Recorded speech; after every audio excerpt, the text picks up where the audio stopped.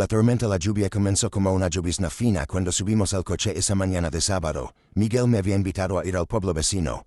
Dijo que necesitábamos hablar lejos de casa, lejos de los recuerdos que acechaban cada rincón de nuestra vieja casa de 2 plantas. Debería haberlo sospechado. Mi hijo de 32 años nunca había sido de grandes gestos o conversaciones íntimas. Papá, sube al coche, me dijo, y su voz cargaba algo que no podía identificar. Algo frío, determinado. Durante los primeros kilómetros traté de iniciar conversación. Hablé sobre el trabajo.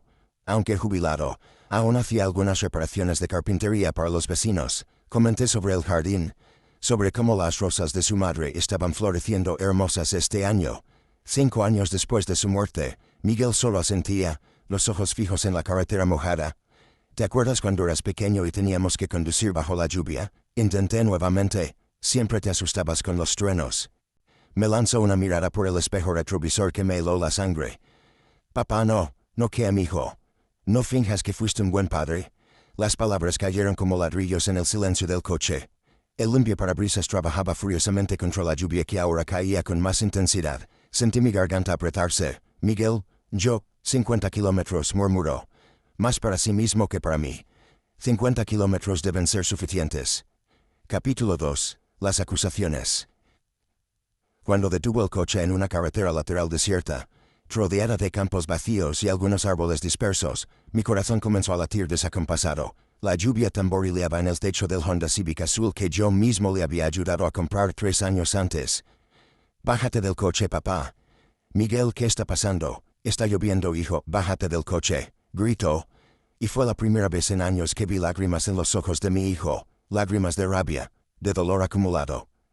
Bajé temblando. No solo por el frío de la lluvia que inmediatamente empapó mi camisa a cuadros azul, Miguel también bajó y se quedó del otro lado del coche, como si necesitara esa distancia, esa barrera de metal entre nosotros. ¿Quieres saber por qué te traje aquí? Su voz cortaba el aire húmedo. Porque es exactamente esto lo que me hiciste cuando tenía 16 años. Mi mente comenzó a trabajar frenéticamente. 16 años, Miguel, yo no te acuerdas. Se rió, pero era una risa amarga rota. Por supuesto que no te acuerdas.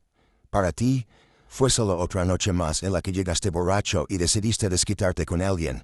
Los recuerdos comenzaron a volver como fragmentos de vidrio cortando mi conciencia. Había perdido el empleo en esa época. Carmen acababa de descubrir el cáncer. Yo estaba bebiendo demasiado. Había salido con Juliana. Miguel continuó. La lluvia escurriendo por su rostro. Mi primera novia de verdad. Llegué media hora tarde del horario que habías establecido. Solo media hora, papá. Capítulo 3. Los recuerdos dolorosos. La lluvia continuaba implacable, y yo comencé a recordar. ¿Cómo desearía no recordar? Estabas esperando en la sala. La voz de Miguel tembló, con una botella de whisky casi vacía en la mesa de centro. Cuando entré, no dijiste nada. Solo me miraste con esa mirada de odio.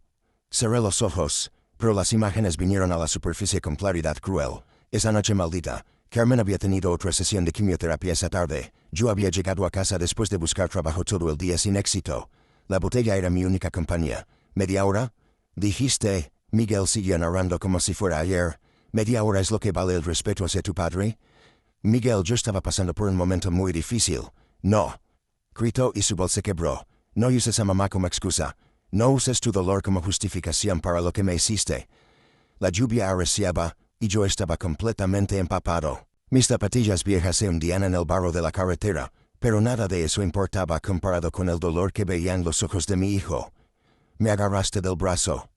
Continuó con la voz cada vez más áspera. Me arrastraste hasta el coche. Yo gritaba, preguntaba qué estabas haciendo, pero tú solo murmurabas sobre enseñarme una lección. Capítulo 4. La noche que cambió. Todos los recuerdos se hicieron más claros, más dolorosos. Esa noche de octubre de hace 16 años. El cielo estaba igual de gris, igual de amenazante. Me llevaste exactamente hasta aquí. Miguel señaló alrededor. ¿Sabías que era exactamente este lugar?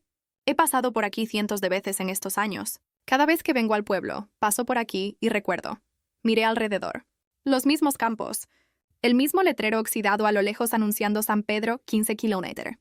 El mismo roble solitario bajo el cual mi hijo había esperado esa noche. Dijiste que iba a aprender lo que era la responsabilidad. Su voz se hizo más suave, pero más letal. Que iba a entender las consecuencias de mis actos.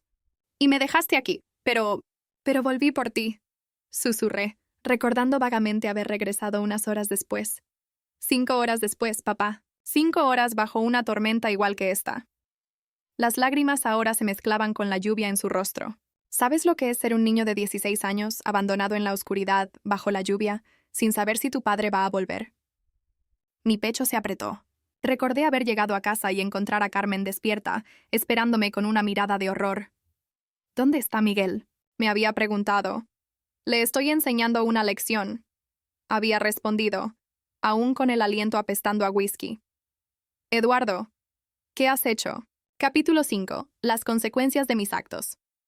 Mamá me encontró, Miguel siguió, ahora caminando lentamente alrededor del coche. Había tomado el viejo Chevrolet y me había estado buscando durante horas. Cuando me vio empapado, temblando, con fiebre, casi se desmaya. Recordé la llegada a casa, Carmen cargando a Miguel, que deliraba por la fiebre, la carrera al hospital, los 3 días que estuvo internado con neumonía. El médico dijo que si mamá no me hubiera encontrado cuando lo hizo, podría haber muerto de hipotermia. La voz de Miguel se volvió mecánica, como si hubiera ensayado estas palabras 1000 veces. ¿Lo sabías? Tu lección casi me mata. Miguel, yo... No terminé ahí, papá. Cuando volví del hospital, ¿recuerdas lo que dijiste? No recordaba. Había tantas noches de esa época perdidas en una neblina alcohólica. Dijiste que esperabas que hubiera aprendido la lección, que la próxima vez que llegara tarde, la caminata sería más larga. Sentí mis piernas debilitarse. Me apoyé contra el coche. Desde esa noche, nunca más volví a llegar tarde. Nunca más desobedecí. Nunca más fui un adolescente normal. Porque tenía miedo, papá. Miedo de ti. Capítulo 6. El silencio de los años. Durante años, mamá trató de convencerme de que hablaras conmigo. Miguel continuó, limpiándose los ojos con el dorso de la mano. Decía que estabas enfermo, que el alcohol te había cambiado, que en el fondo eras un buen hombre. El viento había comenzado a soplar más fuerte, haciendo que la lluvia nos golpeara de lado. Yo quería creerle. Dios sabe cuánto quería creerle. Cuando dejaste de beber después de que mamá murió, pensé que tal vez podríamos hablar. Miguel, yo cambié. Después de la muerte de tu madre, me di cuenta... ¿Te das cuenta de que nunca me pediste perdón? Me interrumpió. 5 años, papá. 5 años desde que mamá murió, y nunca, ni una sola vez, ¿me has pedido perdón por esa noche? Tenía razón. En todos estos años había tratado de ser mejor, demostrar que había cambiado, pero nunca había enfrentado directamente lo que había hecho. Lo siento, susurré. ¿Perdón? Lo siento, Miguel. Siento mucho lo que te hice esa noche. No.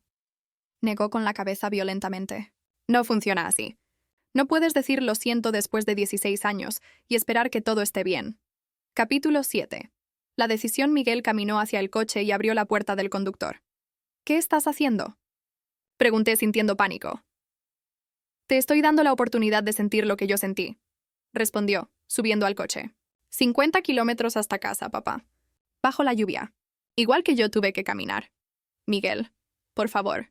Soy un hombre de 67 años. Yo era un niño de 16. Gritó desde adentro del coche. Era tu hijo y era un niño. Encendió el motor. ¿Sabes qué me dijiste cuando finalmente viniste a buscarme esa noche? Preguntó bajando la ventanilla. ¿Dijiste que me lo merecía? Que todo lo que me había pasado me lo merecía por desobedecerte. Las palabras me golpearon como un puño en el estómago. Porque las recordé. Las recordé con horrible claridad. Ahora es tu turno de sentir si te lo mereces, dijo. Y cerró la ventanilla. Capítulo 8. Abandonado, vi las luces traseras del Honda alejarse por la carretera mojada hasta desaparecer tras una curva. El silencio que quedó era ensordecedor, roto solo por el sonido de la lluvia golpeando los charcos y el suelo empapado. Miré mi reloj. Las 2:30 de la tarde. 50 kilómetros hasta casa. Con mis piernas de 67 años y esta tormenta me tomaría... No quería calcular cuánto tiempo. Comencé a caminar. Los primeros pasos fueron los más difíciles. No por el cansancio, eso vendría después, sino por el peso de la comprensión. Por primera vez en 16 años entendía realmente lo que le había hecho a mi hijo. La carretera estaba desierta. A los lados campos de soja se extendían hasta el horizonte, interrumpidos ocasionalmente por algunas casas de campo muy distantes entre sí. No había dónde refugiarse de la lluvia. Después de media hora caminando, ya estaba empapado hasta los huesos. El agua se había filtrado por mis zapatos viejos, y cada paso hacía un ruido de chapoteo. La camisa se me pegaba al cuerpo y comencé a temblar. ¿Así se había sentido Miguel? ¿Este frío que penetra hasta el alma? ¿Esta sensación de abandono total? Capítulo 9. Los pensamientos en el camino, cada paso era una reflexión. Cada kilómetro, un recuerdo. Recordé cuando Miguel era pequeño, tal vez de 5 años. Había construido una casa en el árbol en el patio trasero. No era gran cosa, unas tablas mal clavadas, pero él estaba tan orgulloso. Me había pedido que subiera a verla. Después, Miguel, le había dicho, ocupado con una cerveza y el partido de fútbol en la televisión. Ese después nunca llegó. Una semana más tarde, una tormenta derribó la casa del árbol, y Miguel nunca me volvió a pedir que viera sus proyectos. La lluvia arreciaba, y tuve que buscar refugio bajo un pequeño puente. Mis manos estaban entumecidas de frío. Miré mi reloj. Había caminado apenas 5 kilómetros. Me quedaban 45 más. Pensé en Carmen. En lo que diría si pudiera verme ahora.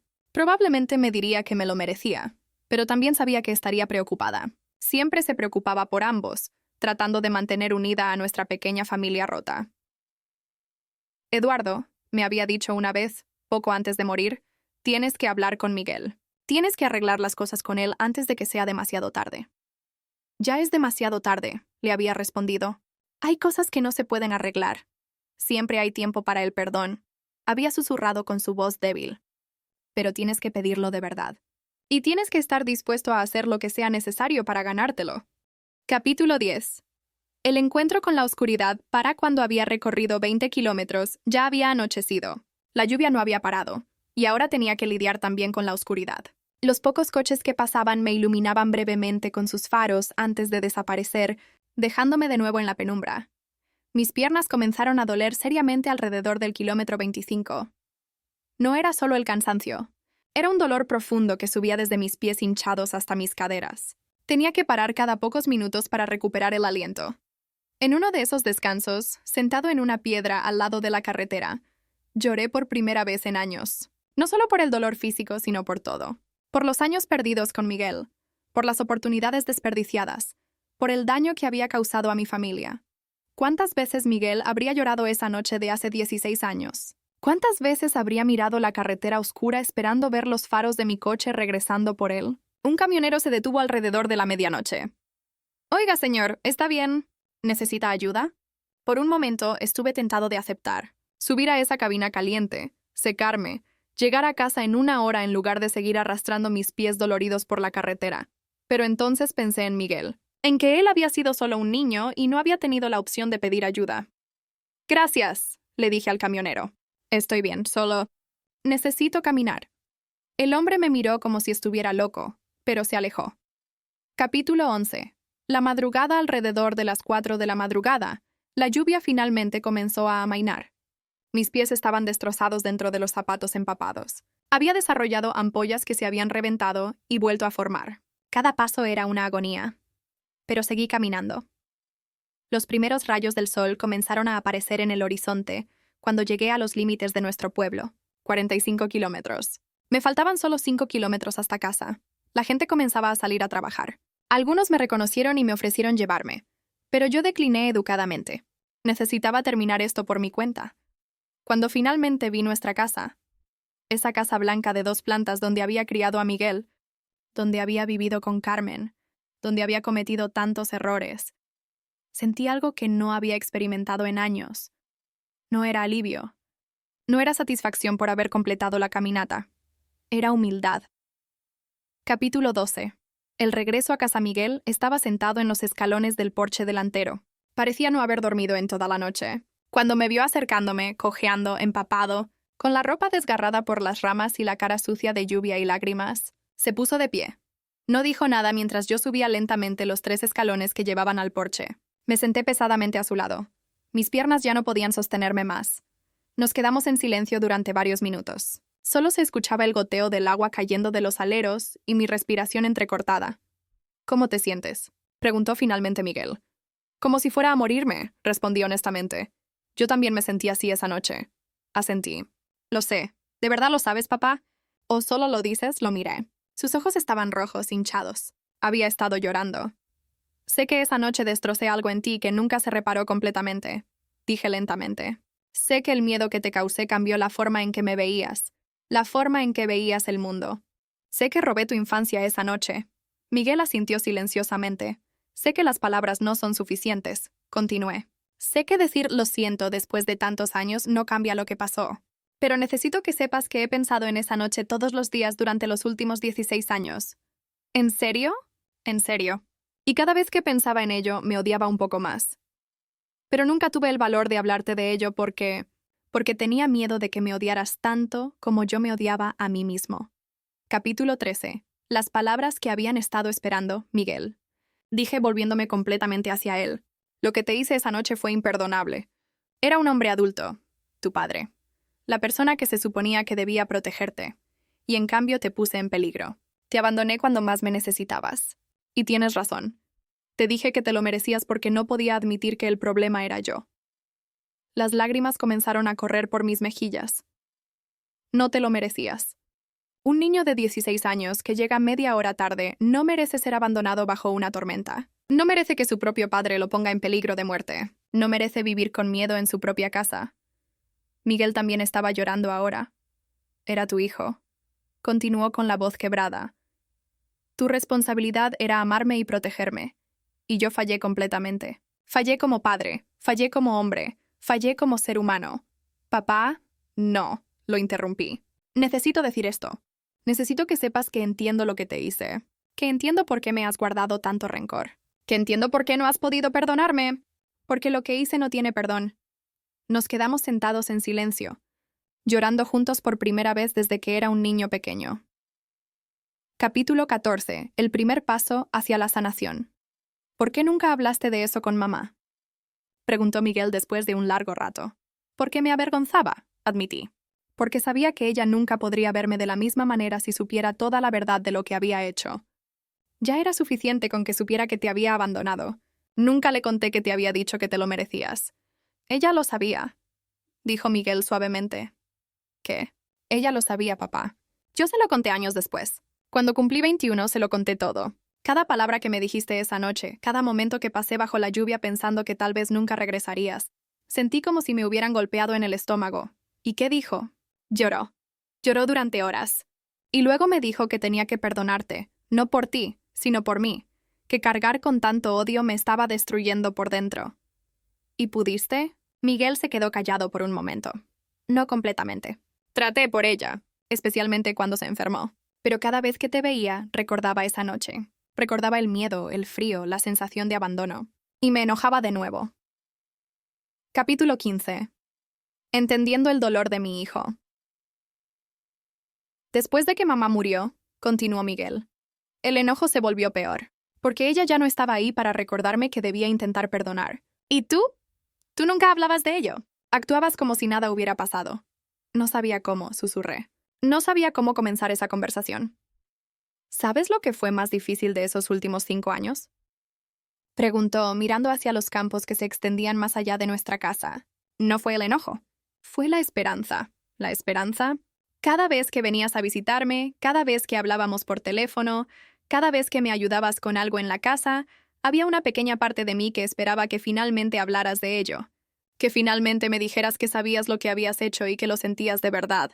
Miguel, pero nunca lo hiciste. Y cada vez que no lo hacías, esa esperanza se convertía en más dolor. Porque significaba que tal vez, después de todo, no te importaba lo suficiente como para siquiera intentarlo. Entendí entonces por qué había sido necesario esto. Esta repetición de aquella noche terrible. No había sido solo venganza. Había sido la única forma que Miguel pudo encontrar para hacerme entender realmente el impacto de lo que había hecho. Capítulo 16. El peso del arrepentimiento. ¿Puedes perdonarme algún día? Pregunté, sabiendo que tal vez la respuesta fuera no, pero necesitando hacer la pregunta de todas formas. Miguel se quedó callado durante tanto tiempo que pensé que no iba a responder. No lo sé, dijo finalmente. Honestamente no lo sé. Pero por primera vez en 16 años siento que tal vez es posible. ¿Por qué? Porque finalmente veo que entiendes.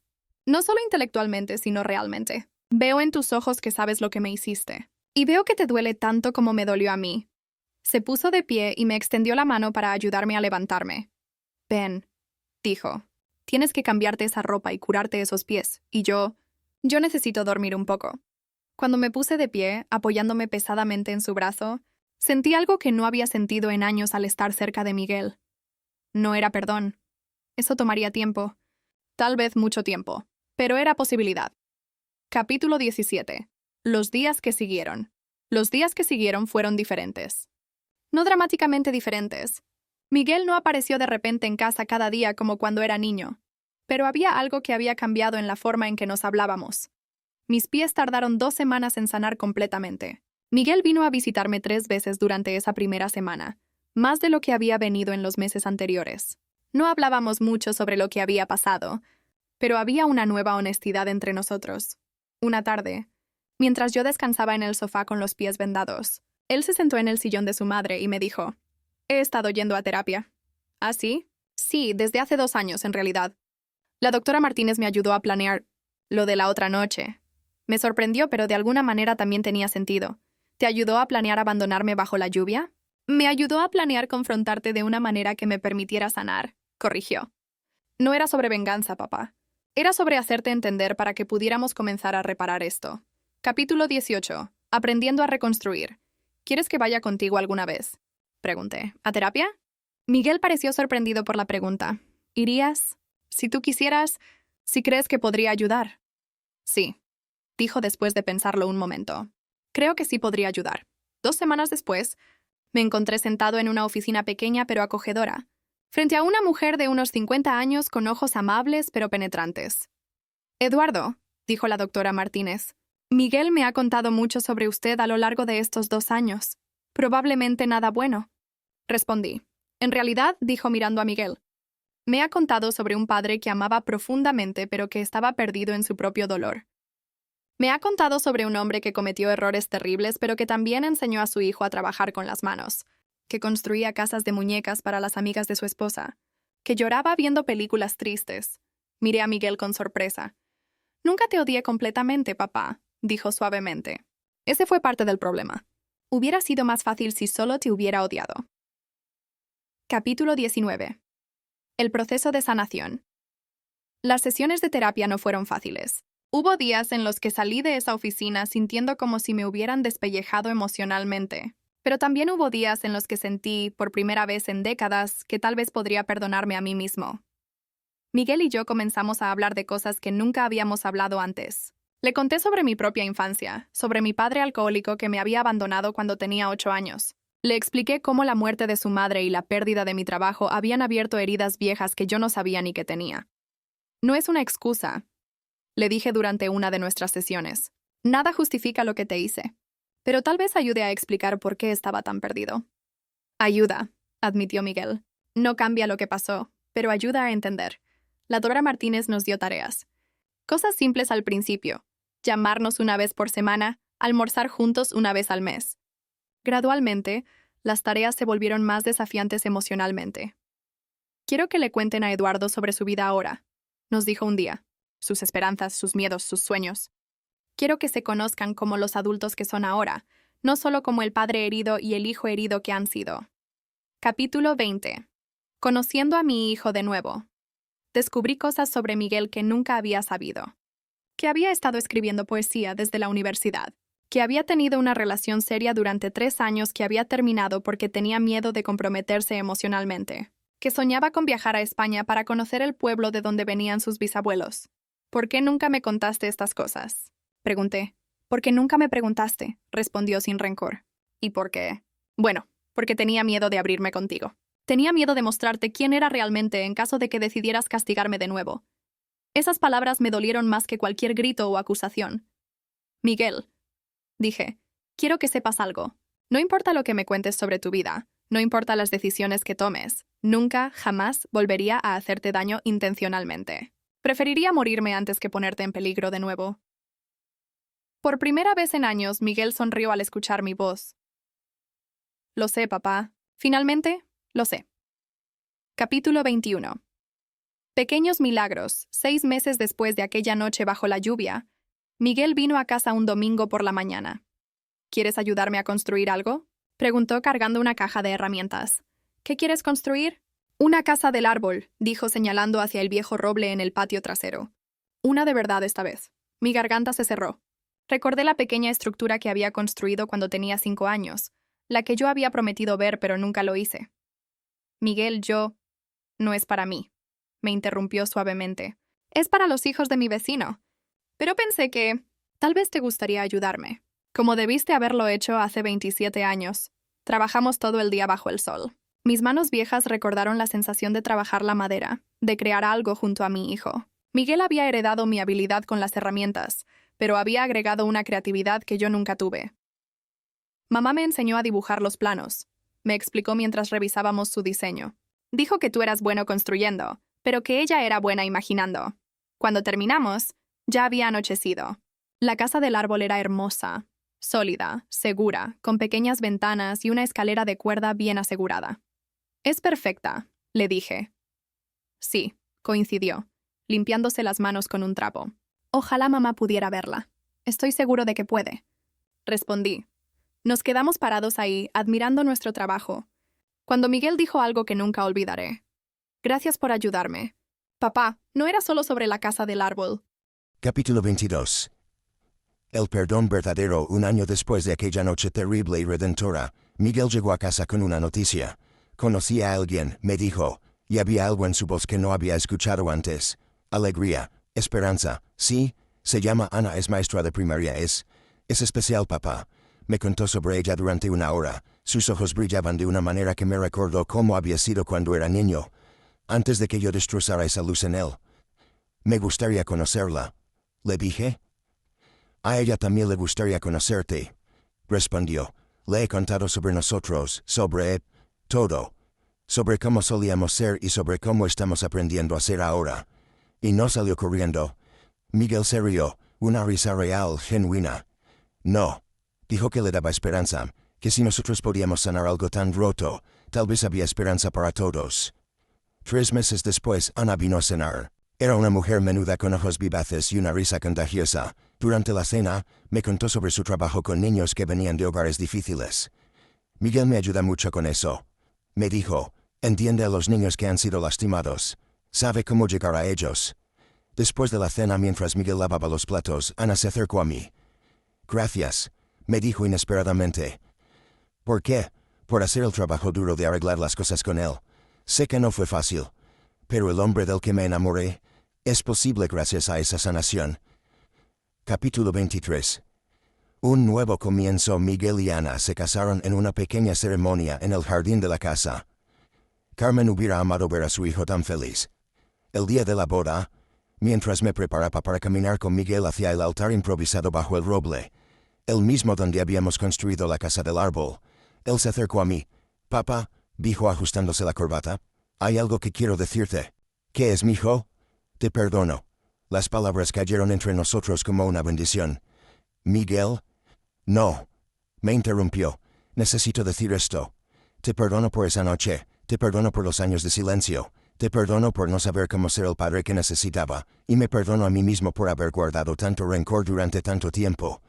Lloré allí mismo, en mi traje alquilado, 5 minutos antes de que comenzara la ceremonia. ¿Sabes qué es lo más extraño? Continuó Miguel. Esa noche bajo la lluvia cuando me abandonaste aquí, no fue la peor cosa que me pasó. No, la peor cosa fue crecer creyendo que tal vez me lo merecía. Pero ahora sé que ningún niño merece eso, y sé que tú tampoco merecías cargar con esa culpa durante tantos años. Capítulo 24. El círculo se cierra. 2 años después, Ana dio a luz a una niña. La llamaron Carmen, por su abuela. La primera vez que sostuve a mi nieta, pensé en todas las oportunidades perdidas con Miguel, todas las noches que llegué a casa demasiado cansado, o demasiado borracho para leerle un cuento, todos los partidos de béisbol que me perdí, todas las conversaciones que nunca tuvimos. No cometeré los mismos errores contigo, le susurré a la pequeña Carmen mientras dormía en mis brazos. Miguel, que estaba observando, sonrió. Lo sé, papá, pero también quiero que sepas algo, no fueron todos errores. También hiciste cosas bien, como que, me enseñaste a trabajar duro, me enseñaste a valorar la familia, aunque nos tomaron tiempo recordar cómo ser una, me enseñaste que los hombres pueden llorar cuando duele, y eventualmente me enseñaste que nunca es demasiado tarde para pedir perdón de verdad. Miramos juntos a la pequeña Carmen, esta nueva vida que representaba una segunda oportunidad para todos nosotros. ¿Crees que ella construirá una casa del árbol algún día? Pregunté. Estoy seguro de ello, respondió Miguel. Y cuando lo haga, estaremos ahí para ayudarla. Los dos.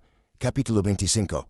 Reflexiones finales. Ahora cuando llueve ya no me encierro en la casa evitando los recuerdos. Salgo al porche y escucho el sonido del agua cayendo sobre el techo, sobre los árboles, sobre la tierra sedienta.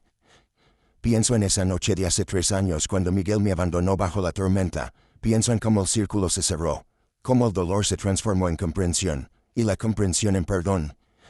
No fue un perdón fácil o instantáneo, fue un perdón ganado a pulso, construido paso a paso, conversación por conversación, lágrima por lágrima. Miguel viene a visitarme regularmente ahora. Los domingos por lo general, trae a Ana y a la pequeña Carmen, cocinamos juntos, trabajamos en el jardín, hablamos sobre todo y sobre nada. A veces, cuando estamos trabajando juntos en silencio, pienso en lo cerca que estuvimos de perder esto para siempre, en cómo mi orgullo y mi cobardía casi destruyeron la relación más importante de mi vida. La pequeña Carmen tiene ahora 2 años y ya muestra señales de la creatividad de su padre y la dulzura de su madre. El otro día mientras jugábamos en el patio, señaló hacia el roble y dijo, casa. Su primera palabra completa. Miguel y yo nos miramos y sonreímos. Parece que vamos a tener que construir otra casa del árbol. Dijo. Esta vez más grande, respondí. Y con un tobogán. Y con un tobogán, concordó. Porque ahora sabemos que el tiempo con nuestros hijos es precioso y finito. Sabemos que las oportunidades perdidas a veces pueden recuperarse, pero solo si tenemos el valor de enfrentar nuestros errores y hacer el trabajo duro de ganar el perdón. Sabemos que el amor no es suficiente si no viene acompañado de respeto, comprensión y la voluntad de cambiar, y sabemos que nunca, jamás, es demasiado tarde para decir lo siento de verdad. La lluvia sigue cayendo afuera mientras escribo esto, pero ya no es la lluvia del castigo o del abandono, es la lluvia de la limpieza, de la renovación, de las segundas oportunidades. Es la lluvia que lava las heridas viejas y permite que crezcan flores nuevas. Y por primera vez en décadas, el sonido de la lluvia me trae paz. Fin.